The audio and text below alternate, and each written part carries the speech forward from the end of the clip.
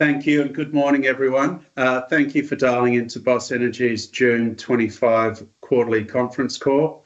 Joining me on today's call is Justin Laird, our CFO, and Matt Dusci, our COO, who will also be available during the Q&A session at the end. So there's a lot of content in the release, and I've taken quite a few phone calls already this morning. But in essence, what I'll talk through is the strong performance we delivered during the fourth quarter and for FY25, our current FY26 year guidance being on set to deliver £1.6 million, what we are facing in FY27, and to round out the talk just regarding management changes. And at the end of that, we'll have Q&A. But before commencing, it's worth reflecting on the past year, which was our first year of production at Honeymoon, and it really has been a tremendous achievement that since the start of commissioning in April of last year, we've produced over 1 million pounds of uranium to date. And if you compare that back to the previous operations under Uranium 1, who achieved 640,000 pounds in nearly a 2.5-year operation. So to technically beat our first year of production and cost guidance, then hit a £1 million milestone, a really big achievement, and full credit to the team on the ground at Honeymoon. And again, I'd like to thank them for their commitment and hard work. Our margins are strong. If you compare our costs to globally production, we really are in an enviable position. And as demand rises for uranium, we're in a good position to capitalise upon it.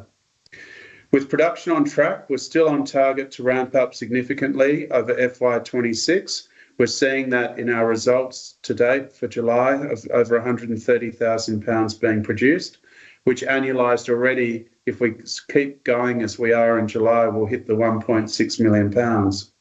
We're driving our exploration program forward. We're updating our resource estimates for Gould's Dam and Jason's, our satellite deposits. And there's a lot more work to be done with greenfield targets. So in all, a very promising start for a new mining operation.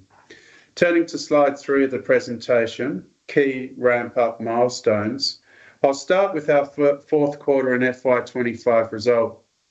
We're delighted to announce that Honeymoon exceeded FY25 production cost guidance with 872,000 pounds of uranium produced, that's drummed, and a C1 cost of 35 Australian dollars or 23 US per pound. Again, reflective of the hard work and commitment of our team on site.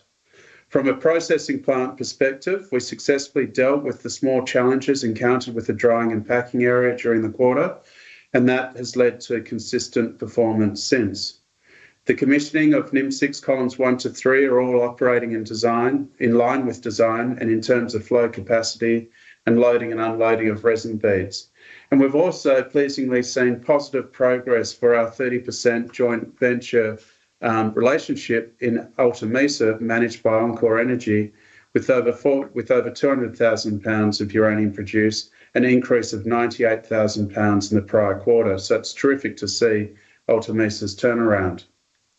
From a financial position, we remain strong with a strong balance sheet, 224 million in cash and liquid assets, no debt.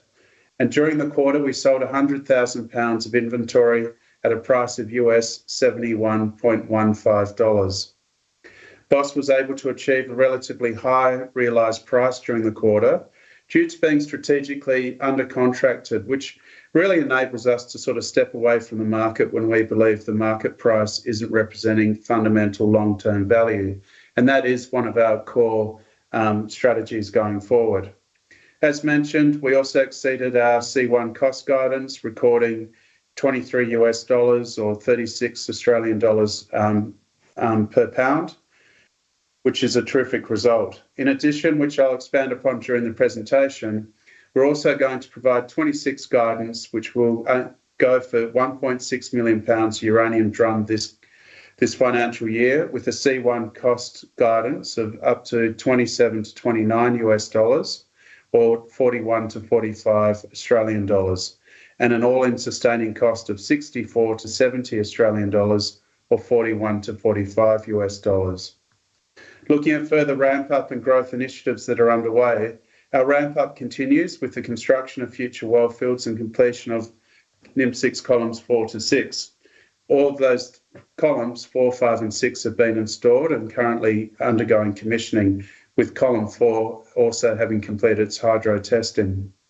We've also increased our investment in Laramide resources from 19.7 to 19.9%.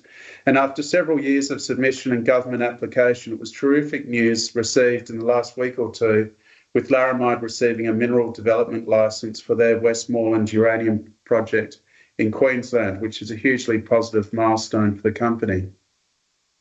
Turning to the following slide, slide 4, Honeymoon's production results. Boss continues to ramp up production at Honeymoon, delivering 349,000 pounds of uranium and 396,000 pounds of IX production. And that represents a growth of 18% or 60% respectively. The accumulation of inventory in the circuit during the quarter has also put Boss in a strong position to start this current financial year. In fact, as mentioned, during the July month to date, drum production of 138,000 pounds, which annualised surpasses our 26 guidance of 1.6 million pounds. And as mentioned, those challenges we had with drying and packing, which we've previously disclosed to the market, have been resolved, and we're seeing consistent performance since. So the key activities for this current quarter is to focus on the ramp-up plan and commission those NIM6 columns 4 to 6, bring wellfields 4 to 5 online, and continuing to build out wellfields 6 to 9 to support future production. Turning to the following slide on Alta Mesa, with regards to our 30% stake, we've seen positive operational results as that operation turns the corner and improves their efficiencies. So their production for the quarter of 200,000 pounds is up from 94,000 pounds in quarter 3. And as such, we received 44,000 pounds, reflecting our pro rata share of production, which is also up from 29,000 pounds in the prior quarter. On the 4th of July, we also announced to the market that we had entered into an amendment to the existing uranium loan agreement with Encore, pursuant to which Boss extended the repayment date of the existing loan. So basically $10.4 million US outstanding at the time of the announcement, 27th of December, and providing an additional cash facility of 3.6 million US. We really do look forward to working continually with our joint venture partner Encore and ramping up Alta Mesa. And we've, knowing their great operational team and seeing how well ours work together, it's been terrific sharing some of our ideas and looking at our progress to date on the various operations and how we can share best knowledge to guide both companies through to achieving higher production results. For the following slide, slide 6, this sets out our results against guidance. So as you'll recall, Boss provided guidance for the second half of FY25 only, and that was given that we're only in the early stages of ramp up at the beginning of FY25. And pleasingly, Boss exceeded that second half guidance. So again, repeating, C1 cost for the half was $35 per pound Australian, which was below the guidance range of 37 to 41. And that underspend was due to provisions we sort of provided as best we could, putting contingencies in place for unexpected ramp-up costs that weren't realised. So in terms of quarter-on-quarter results, the C1 N34 was an increase of $3 per pound.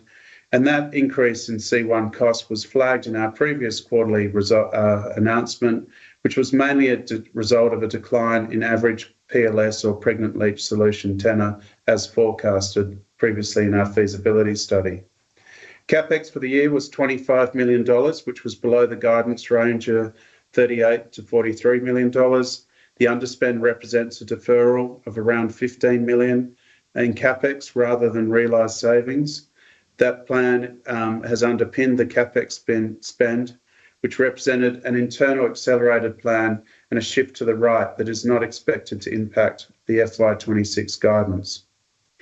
Looking at slide 7, the financial position at 30 June, and please note these numbers are currently unaudited.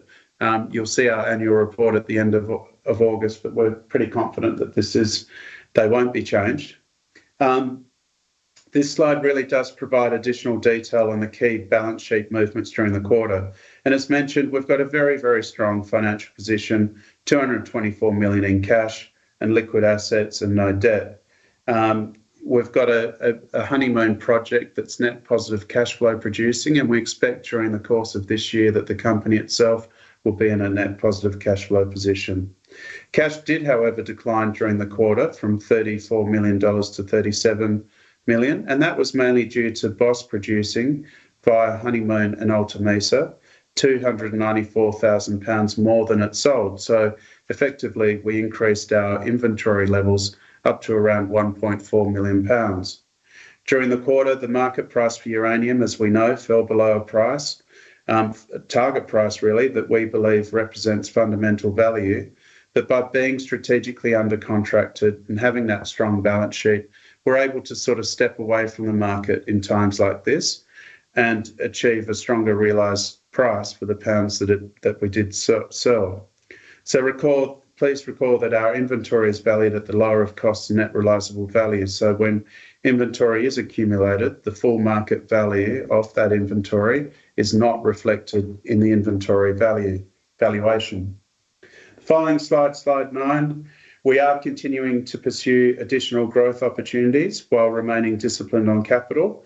In terms of opportunities around Honeymoon, we're on track to deliver Gould's and Jason's mineral resource. I've seen the initial flash results on Jason's. We're waiting on Gould's, and we need to double check that and review. And we're also having that assessed, as we did with our mineral resource, initially by AMC Consultants as our competent persons. We're also utilising low-cost and innovative drilling for prospects around Honeymoon, with the more recent being drilling at Lake Constance, and further targets will continue to be identified.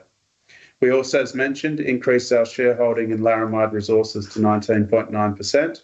As mentioned, Laramide has just announced receiving that mineral development licence for the Westmoreland project in Queensland, giving it a strong foundation to advance the project.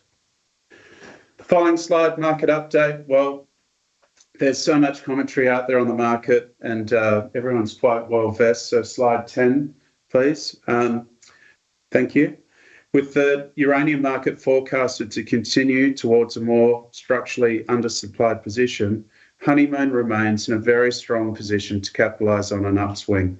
The long-term fundamentals of the market remain robust, with long-term price holding firm at around $80 per pound. And as mentioned previously, it's one of the highest prices ever at the start of a new cycle. And as mentioned as well, 95% of our costs are in Australian dollars. There have been several positive catalysts during the quarter, particularly coming from the US, to reinvigorate nuclear as a source of clean energy. And we can see that in some of the US stocks and how their equity prices are responding. If we turn now to the next slide, slide 12, FY26 guidance. Basically, this slide sets out our guidance for FY26. Production guidance, as mentioned, 1.6 million pounds, which is consistent with what was set out in the 2021 Enhanced Feasibility Study. The cash cost is $41 to $45 Australian per pound, which is an increase of $4 per pound as compared to the second half 2025 guidance. This increase in cash costs is primarily attributed to the expected decline in grade as we move out into the expanded resource away from the Honeymoon domain. So that increase in cash costs is with the declining grade, and that's what we had previously flagged as a result that we need to offset that by optimising the lixiviant. So lixiviant being the fluid that we inject through the ore body, combination of ferric and acid. We're tinkering with those components to optimise what we can actually leach. And the current work underway indicates that optimised lixiviant will rather deliver value through improved recoveries that actually result in higher reagent consumption in the short term. The benefit and cost of the optimised lixiviant has been reflected in our FY26 guidance. The sustaining capex is 29 to 32 Australian million dollars, which reflects the capital to build 4 to 5 wellfields and bring the total number of wellfields built to 9, which is required to deliver the FY26 production guidance. And in addition, that built infrastructure also provides an additional £900,000 of production for FY27. And for good reference, we believe the FY27 guidance will be a lot higher than that £900,000. As noted in the quarterly, results from the initial drilling for wellfield 6 to 9 has shown less continuity of mineralised horizons as what was assumed in the enhanced feasibility study. And the result of that potentially means that additional injection and extraction wells will need to be installed, which is what's driving that increase in sustaining capex per pound, as again compared to the enhanced feasibility study. So again, this has been reflected in the FY26 guidance. The project in supporting infrastructure capital guidance is around $27 to $30 million. As noted, $15 million is a carryover from FY25. The remaining of the cost is mostly wellfield supporting capital, which is the cost to build the trunk line and high voltage extensions as we extend into the ore body into East Kalkaroo. The small amount of remaining spend is really plant improvement capital, as one would ordinarily expect. So if we turn to the following slide, it provides a good visual really of where these costs are being incurred. So for slide 13, you can see basically this is that in the purple box outline is the mining licence. Brooks Dam is one domain to our west. The Honeymoon domain's in the central part, and then to the east you've got East Kalkaroo. So the Honeymoon domain's where our processing plant's located. That's where we've been focusing initial wellfield construction efforts and where we've been deriving the initial supply of pregnant leach solution. And we did that because a lot of the infrastructure was already in place from the predecessors' Uranium's 1 operations. The black line that you can see extending to the far east of East Kalkaroo is the trunk line, and there we've started our wellfield constructions of wellfield 6 to 9, which is providing that infrastructure for FY26. Then the plan is to work back through that trunk line back to the Honeymoon domain. So there's a plan underway, and yeah, in this slide you can really see those initial B1 to B9 wellfields being constructed. Slide 15 is the one that we've had a few calls, or I've had a few calls on this morning, but essentially what's come about of this CY guidance review and having been able to assess the numbers and look at estimated costs that we need to work through. But looking at our initial 12 months of actual performance and design for wellfields 1 to 5, and now we're assessing the recent delineation drill results for wellfield development at East Kalkaroo, we have identified potential challenges that may arise in achieving nameplate capacity as outlined in the EFS. This is largely due to that potential for less continuity of mineralisation and leachability. As always, we keep the market informed. We did so when we encountered challenges with the performance of the kilns in the drying and packing area, and we thought it prudent to sort of flag this as a potential issue that we're working through now. We do, as mentioned, we've got infrastructure already supporting £900,000 in FY27, and as a continuation as we expand with in situ recovery mining, we bring new wellfields on at least sort of 6 months in advance of when we actually need them. So we're already ahead of the curve. We've got the next 18 months of production accounted for, and it's now a matter of just doing this work and comparing and reanalysing our assumptions and prudently looking at our cost basis. So to do that and to assist us with that process, we are doing an independent review. We're bringing back subject matter experts who help compile the feasibility study, as well as looking at some international expertise and Australian on operating ISR and wellfields to determine the extent of how this may differ to the EFS. But as we stand, we're ahead of the curve. We've got time, we've got a strong balance sheet, and we're working through these issues. The following slide, on slide 17, really management transition. Well, on the 2nd of June, we announced the appointment of 2 highly experienced directors to help bolster our board capability, further enhance the company's overall investment credentials. Ms. Joanne Palmer was appointed non-exec director and chair of the audit committee. Ms. Palmer is a former partner at the international accounting firm Ernst Young and a former executive director at Pitcher Partners.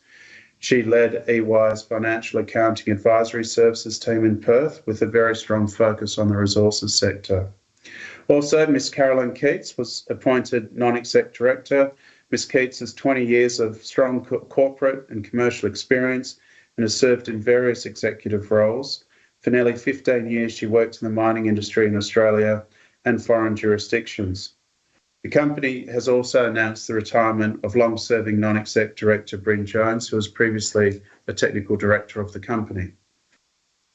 I have also informed the board that I'll step down as managing director and CEO as of 30 September. The board has requested that I remain in the company as a non-exec director, which I of course agreed to do so. So from 1 January 26, I'll serve that role as a NED, non-exec director.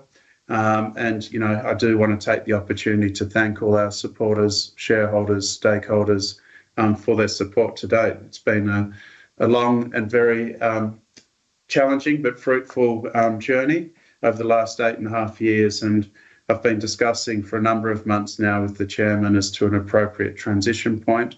But it was decided, having built a strong executive team over the past 12 to 18 months with the likes of Justin Laird, Matt Dusci, Andy Wild as Chief Geologist, and Lara as our HR Manager, that with a strong team in focus to afford some time off.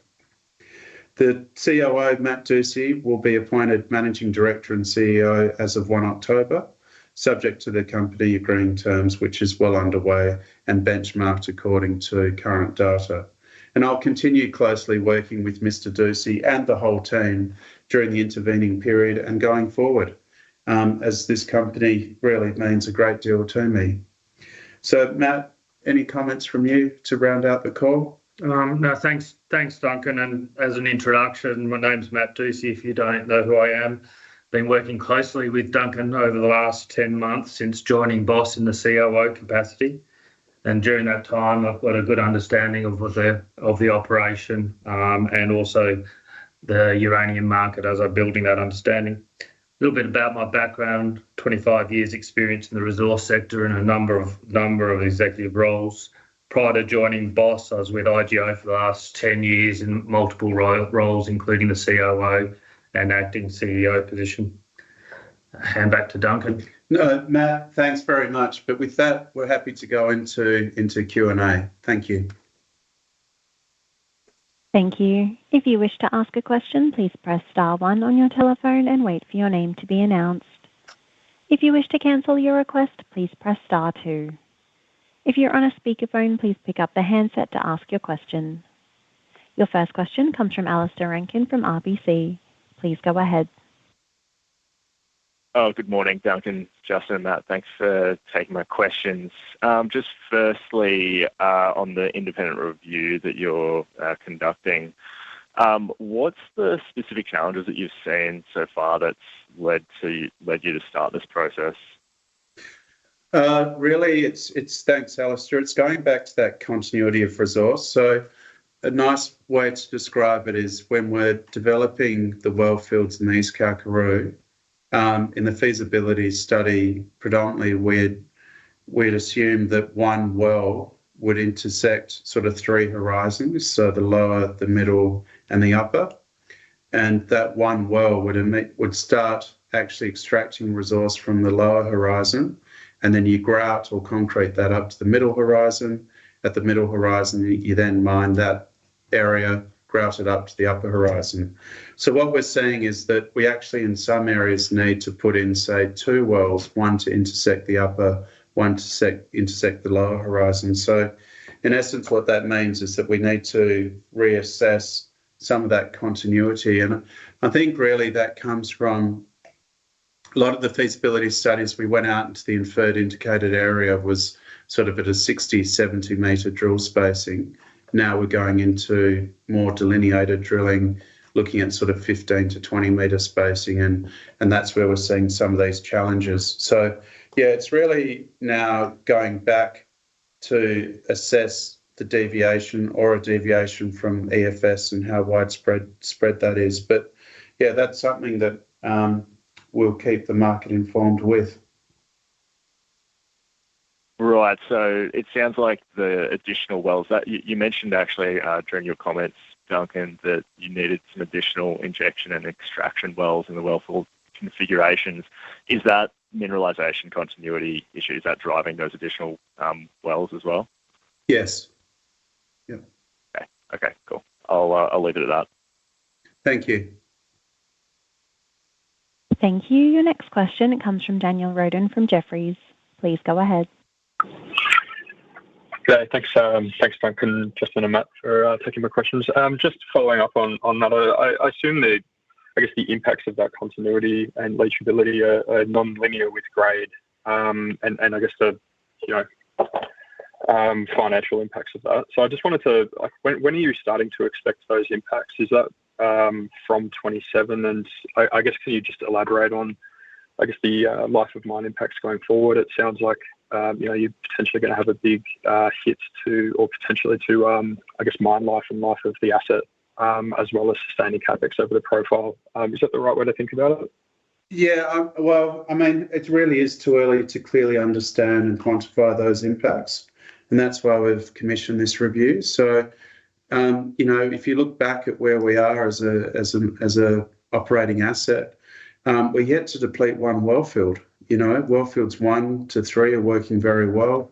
Wellfield 4's just come into production. We're yet to actually lay down the infrastructure for wellfield 6 to 9. So there's a lot of work to be done. So we're not really in a position currently to comment on the life of mine, but we need to do this work. And I guess, continuous disclosure and being transparent as a company, we just want to flag that this is an area that we're now working down on. We've got, we've locked down our guidance for FY26. We're confident we're going to replicate that in 27, but we do want to do more work understanding our resource. And I think, as I mentioned, it's prudent to assess our actual results against what we did as a feasibility study and challenge those assumptions as any mining operation would. And that's really where we stand. So, yeah, a lot of work to be done before we can come out with sort of statements such as that.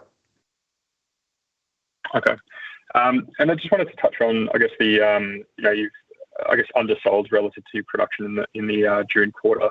I just wanted to touch on what the strength of the spot market has been over that time, and you note that you're selling or unwilling to sell at lower prices, but we are reverting back into a lower price environment. So I guess looking forward over the short term, the next 3 months, I think it's widely expected that the spot market liquidity is not going to meaningfully improve until later in the year.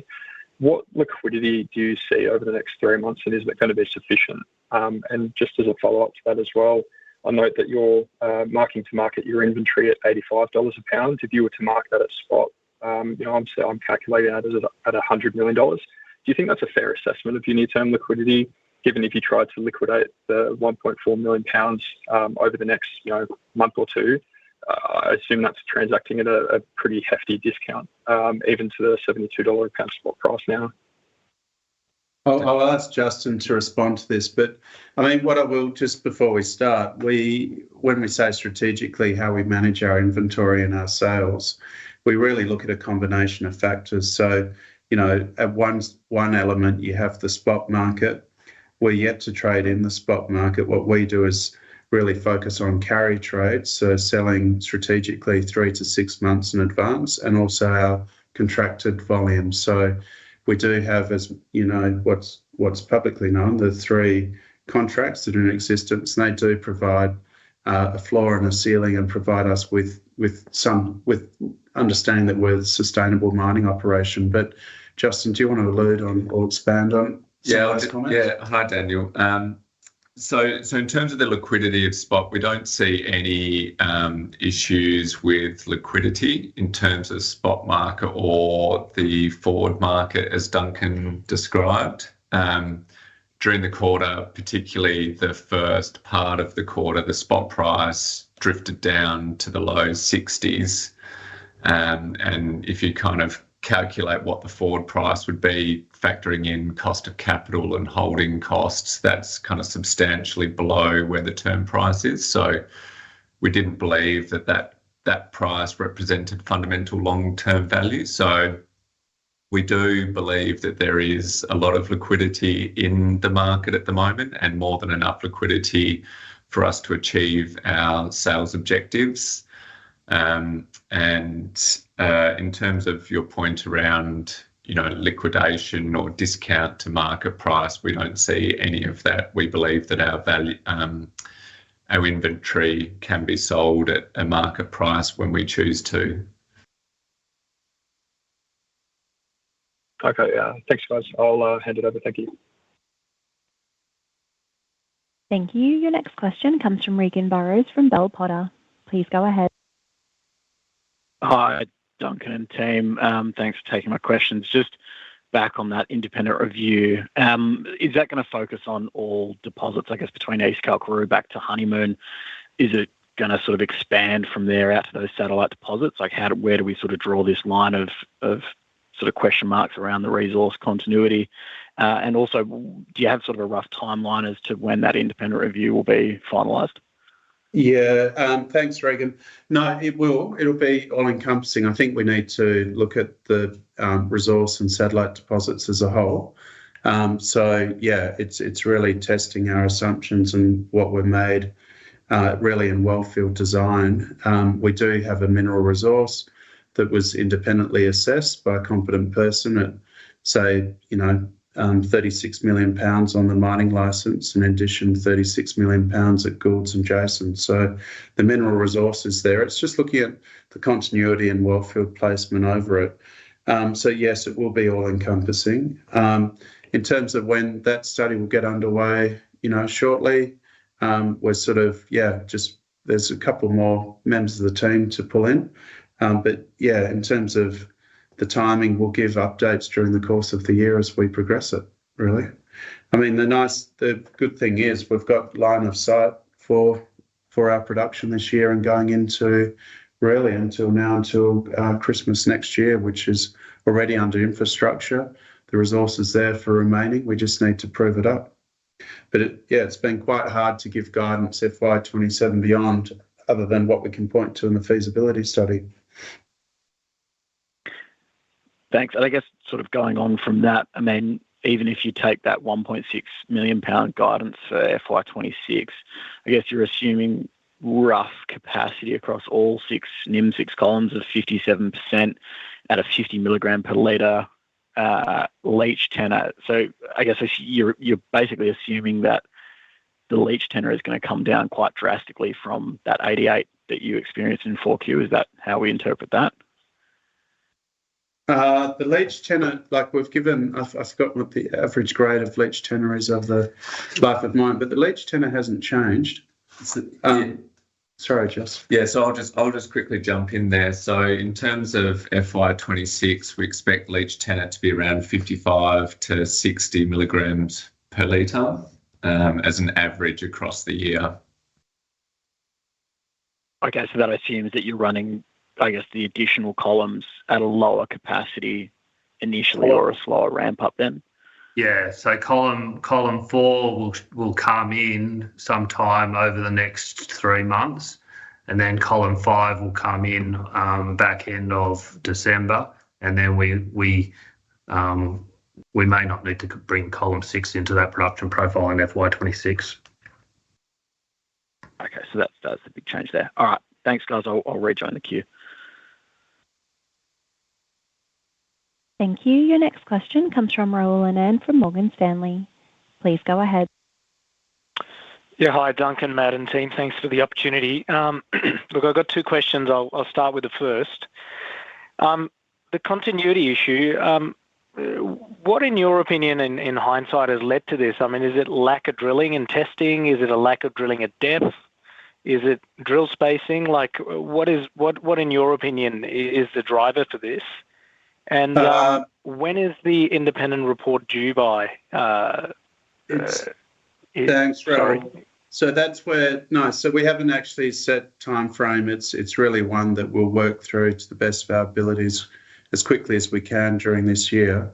But in terms of, I guess it's probably closer drill spacing or delineation drilling. I mean, when you when we started, we did an extensive drill program back in 2018-19, basically encompassing the whole of the resource.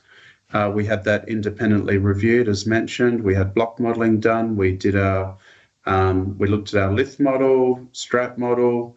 A lot of work went into it, and it's now just marrying up how those assumptions compare to what we're actually seeing. So probably, yeah, in hindsight, I mean, it's just not practically feasible to drill at 15, 20 metre spacing across a whole resource when you start a project. But now that we're getting into these outer regions, sort of the inferred material indicated, we're just seeing a bit of discontinuity. So, yeah, it's just a matter now of looking at it. The resource is there. It's just how leachable it is and how one can look at constructing well fields across it and the economics that are associated with that. Yeah. Matt, do you? Yeah, and I think it comes down to when you're doing the detailed design of the well fields too, that you recognise some of that continuity, and that's what we're seeing at Far East. So just a quick follow-up there, perhaps for Matt. Matt, this kind of reminds me of Nova in a way, and I think what was done at Nova post having, resource that wasn't continuing was that it was heavily drilled and the entire reserve life was drilled out. So is that something that you guys are going to consider to actually have tighter drill spacing and try to define and spend a bit more on exploration and basically get a bit more confidence in what you've got in the ground? Yes, yeah, I think that's prudent, but particularly now that you've got, as mentioned, the mine is net positive cash flow producing. I mean, we do have the self-finances. There's no debt, but yeah, I think greater understanding of resource, push-pull tests, testing the porosity of the actual basal sands. It may even lead to a few more field leach trials, but yeah, certainly all those aspects will be considered as part of this review.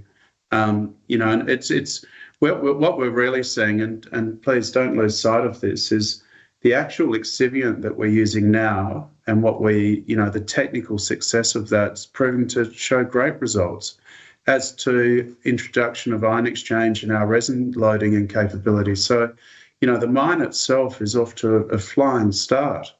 We're probably being a bit prudent and conservative giving comments FY27 and beyond, but our thought process was that, seeing an increase in sustaining capital in FY26, the natural question one would have is how would this extend further? So, to respond to that and preempt that, we are now flagging to the market continuous disclosure that is an area that we'll be looking at. Sure. Look, for the second one, just a continuation of the first, I guess. What are some of the critical factors that you need to determine really to know whether you get to that nameplate in the medium term beyond FY27? I mean, I guess you'd be looking to run equipment and plant at basically capacity in order to minimise costs, but are there some other limiting factors that are not making the outcome as linear as it should be? It's probably a bit early to tell, but Matt, yeah, it's a little bit early to tell, and will have to come out of the program of work. But then you may look at trying to reoptimize well field on margins, not just flow as well. So it's a little bit too early to tell, but given we're seeing changes in mineralisation to EFS with less continuity, we just got to go back and work through that. Okay, sure. So that would basically mean a lower amount of reserve, and then if you so choose that path. Okay, that's well understood. Thank you. Yeah, we don't know that yet. We've got to work through it. Yeah, and then also it's about getting that cost structure right for well fields, so that we can actually to do that, and that's where Duncan was talking about continuity of mineralisation stacked. So there's a bit of work to also look at cost structure for well fields to ensure that we can get those cut-off grades right. Sure, no, that makes sense. Thank you, gentlemen. I'll pass it on. Thank you. Thank you. Your next question comes from George Ross from Argonaut. Please go ahead. Morning, guys. Thanks for taking the call. Most of my questions have been answered. I guess just in regards to the Gould's Dam and Jason's drill out areas. Are we going to see any infill or sort of, I guess, spatial variability infill drilling completed on those in the near term, like prior to I guess, publishing the new resources, so that we, I guess, have confidence on the continuity of mineralised zones? So we did complete our first major stage of infill drilling in the last calendar year, I think in November, December last year. So then we handed that body of drill results across to our competent person, AMC consultants, who have then done some of the block modelling work.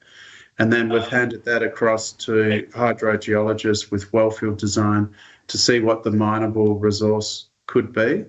But yeah, we've only, that work, I mean, it's nearing completion, but haven't yet quite finished. But yeah, the infill drilling has been done. We did that last year. Yeah. And Joel, I think the difference here is that we'll also try and provide some form of outline of what wellfields would look like over that total resource. And that's that second part of this work stream.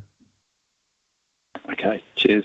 And I guess from an overall recovery perspective, with Kalkaroo, for example, are we expecting a fairly significant hit from overall recoveries of uranium from the wellfield, or do you feel comfortable doing drilling at I guess, a denser spread will enable you to sort of maintain those overall recoveries? Yeah, I'll try and answer that one. The variance may be between EFS and what's planned as a wellfield. Generally, the recovery, once we've got planned to plant, which is the 70% recovery over 70 pore volumes, will still probably remain true. But we'll retest that. And then that's why ultimately we have confidence on that 1.6 as part of that FY26 guidance, which is still Far East Kalkaroo. Great. Okay, thanks. Thank you. Your next question comes from Glyn Lawcock from Barrenjoey. Please go ahead. Morning, Duncan. Duncan, I'm still a little bit confused. So you say you've identified challenges that may arise in achieving nameplate capacity, which is the 2.45, and you talk about continuity of the resource. So is that leading to less volume coming out, or less grade, or less recovery? Like, what is the one of those three that must be causing you to make that statement? Volume. It would be the volume aspect, like pounds under leach. So, we have to look at the wellfield design and the pounds under leach. And what you want is continuity in resource to give you that sort of confidence in your wellfield design. And, what we're seeing now is the resource is there, additional wells are required. That's leading to an increase in sustained capital that we're seeing in our all-in sustaining cost for FY26. But yeah, the challenge there could lead to volume under leach. So yeah, is that because you max out what you can put down the pipe back to the plant? If it's more capex for more well fields, and you didn't have, you need more well fields to get the volume you ultimately wanted, doesn't that still get you to nameplate? What else is missing? Yes, for you to make the statement that you can't get there. You're right, it can, and that's where that can still get you to nameplate. But that's where we want to do this assessment and just see, what that economic cost outlay is and the capital costs around wellfield infrastructure.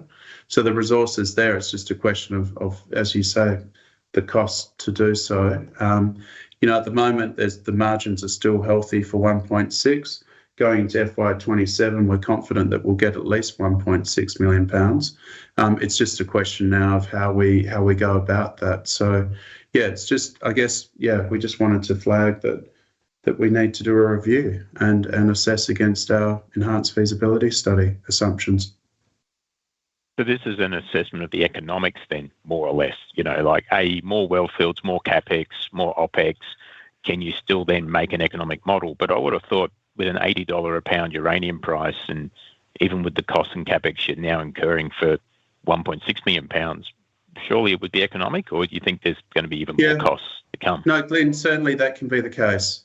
Yeah, absolutely. I mean, Matt? No, that would likely be the case. What the challenge there is still a deviation off the EFS plan, from what we're seeing now, and we've got to go back and re-challenge ourselves on cut-off grades and how we apply that and how that production profile would look. But yeah, clearly, if the uranium price rose as well, that would be of benefit. So it may be a little bit premature to say you can't get to nameplate then. If the economics stack up, you could still get there? I think it feels premature, but it also, under advice, we have a feasibility study that's out there with the life of mine. We are seeing deviation to that feasibility study and it warrants further investigation. But we are looking further ahead. So in terms of wellfield construction, as mentioned, we've basically got wellfields under construction that takes us through to at least Christmas next year. And, we want to be ahead of the curve. You can look around at sort of North American operations, et cetera, and some of the challenges they've faced is not being in front of their wellfield development plans and sort of falling behind. And we are in front of it, and we're just picking up that there's some deviation to the feasibility study and more work is required, and we want to go back and retest those assumptions and really apply best talents to do so. You're not wrong. It's just a question of us getting a firmer understanding as we go forward. But certainly we've got line of sight this current year, very comfortable with the costs. They've been conservatively put forward. As mentioned, this current month of July, we're already at 138,000 pounds strummed uranium, which if you annualise that over 12 months, it surpasses the 1.6 million. So, yeah, that's the frustrating thing. No, we're yet to deplete a wellfield. Wellfield 1's still functioning and will to December. So what we want to do is really also not only look at the delineation drill results, but also reassess how are our initial wellfields performing against our what was planned, really, and just make those assessments. So it's a continuation of learning and as we go forward. And sorry, Duncan, just looking at Jason's and Gould's Dam, your future prospects, resources, outside of closer space drilling, is there anything you can glean from what's transpired and getting us to this point that you can say whether or not Jason and Gould's Dam will have issues, or is it we won't know until you've done the close space drilling in all your resource? I think close space drilling is really important. We have done infill drilling, as mentioned, on Gould's and Jason's, and we've block modelled that.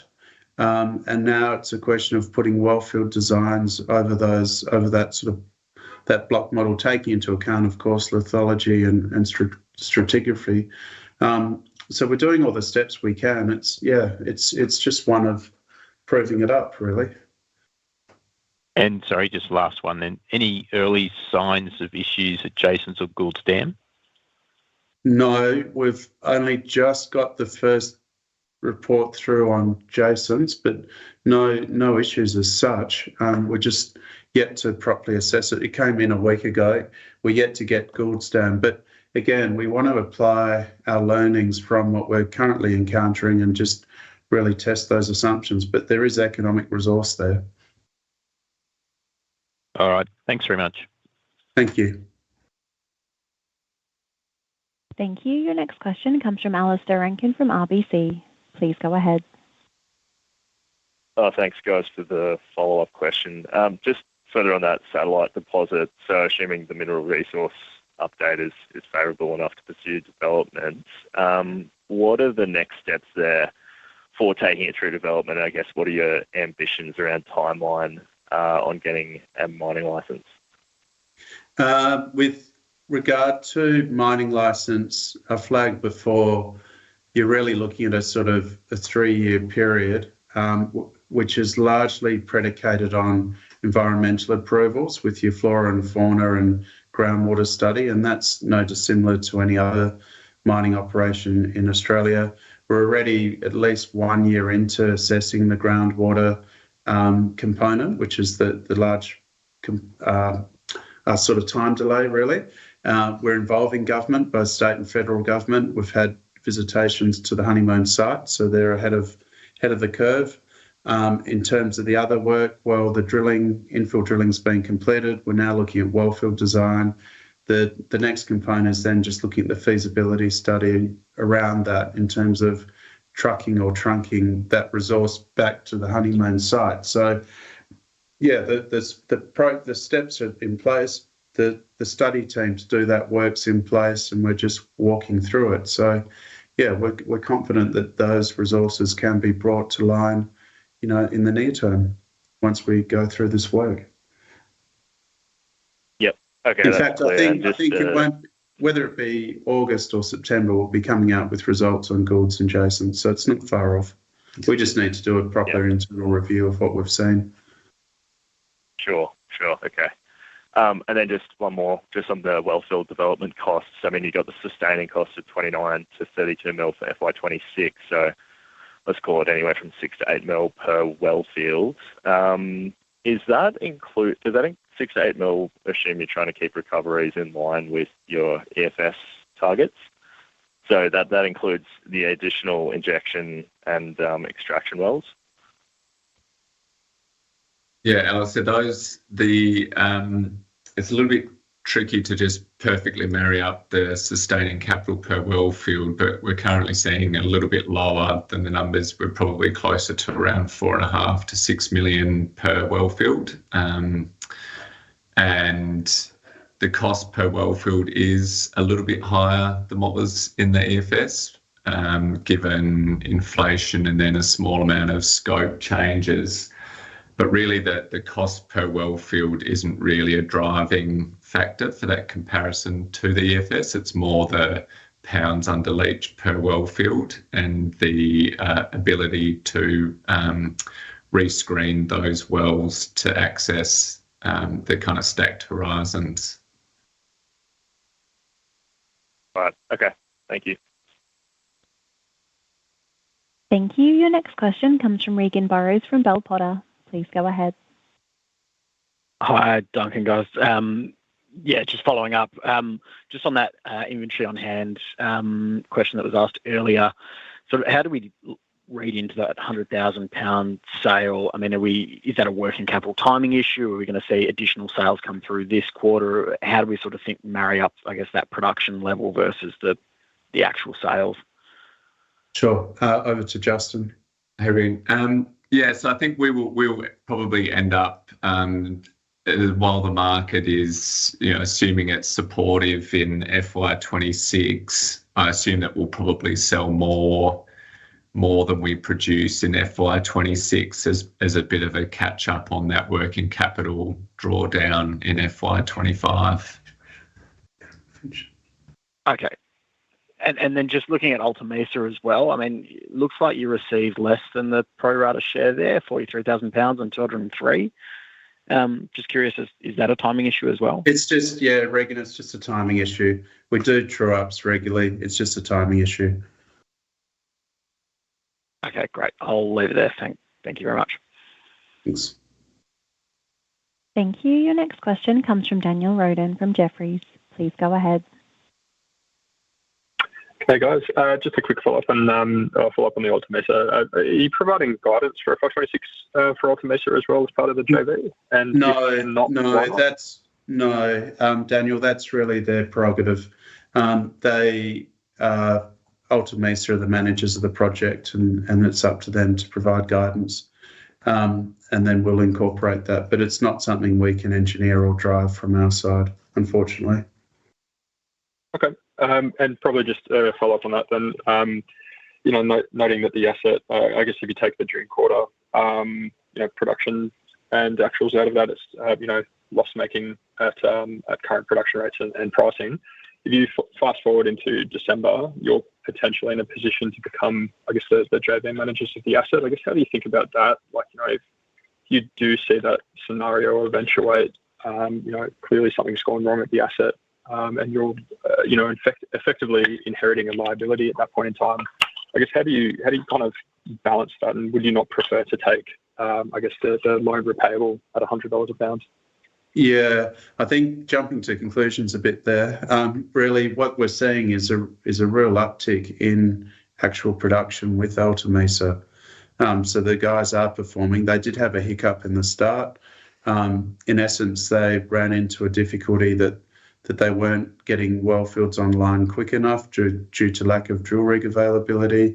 I think they've now focused on their management insight and restructuring some of their operational teams. So what we have seen is a real uplift in production. So no, we think that they're on the right track, really, to increase their production. So yeah, in light of our loan, we feel very comfortable with our loan. I mean, Encore's a well, it's a mid-cap, well-financed, a lot of backing in the market. So we've got no problems with security over our loan. Okay. And I guess probably just on the sales element, is there potential that Alta Mesa has contracts that might not be delivered into that you could potentially vend into as well and kind of almost do a swap on contract for spot? No, I guess we could consider that, but where we stand really is that we're independent. The 30% that we get pro rata from production, we can sell into our own sales mix, and we've operated very independently on all our sales to date. So that's not going to change in the near term. We prize our independence and our own sales strategy. So whatever Encore or Alta Mesa have contracted into, that's their prerogative. We get our 30% of production and we deal with it accordingly. Okay, thanks, Ross. Thank you. Thank you. Your next question comes from Branko Skocic from E&P. Please go ahead. Yeah. Morning, guys. So expansion was previously discussed at Honeymoon getting towards that £3.3 million number. Should we be thinking about the Goulds Dam, Jason's deposits as backfill instead, just given the issues that have been released to market today, or am I potentially thinking about this the wrong way? Branko, thanks for your question. I think it's just too early to tell at this stage. What we do know is that we've got some mineralised resource at the satellite deposits. We're still quantifying what will be a mineable resource to feed into the plant. We know that Honeymoon itself has got an export permit at around £3.3 million. There may be also additional resources coming from greenfield exploration or from projects circumferencing our tenement boundaries. So, yeah, it's a bit too early to tell. But, at the moment, we've got, as mentioned, we've got clear line of sight on this year's production. We've got a healthy start into FY27. We're flagging to the market that we need to do more work on continuity and firming up our numbers before we can give guidance in excess of 1 year in advance. But, yeah, it's too early to tell on that 3.2, 3.3. And then a quick one, perhaps for Matt, obviously taking over the CEO role in the coming months. Just wanting to understand the strategic direction of the company from here under his leadership and whether M&A potentially becomes a bigger focus for the company, just given some issues at Honeymoon. Yeah, Branko, I'll talk a little bit more about that once I come closer to that transition period. No worries. Thanks, guys. Thank you. There are no further questions at this time. I'll now hand back to Mr. Craib for closing remarks. No, thank you very much for your attendance today, and please, we'll handle any calls or queries that come through. But yeah, as it stands, Matt and I are heading to South Australia tomorrow, and then up to the mine site, and we'll get this body of work underway. But thank you for the call.